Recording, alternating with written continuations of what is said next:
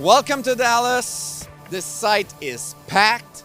Just looking at the aircraft, inside the hangars, on the tarmac. It's really exciting. There's a great buzz here.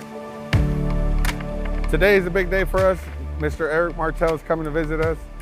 We plan on showing him our operation here in Dallas, and hopefully he has a good time here.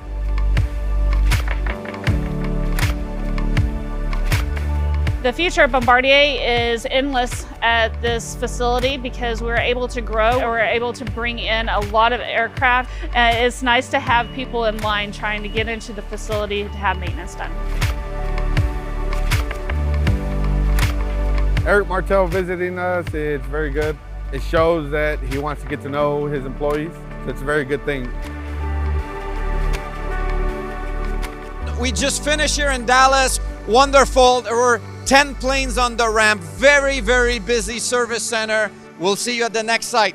Bye-bye.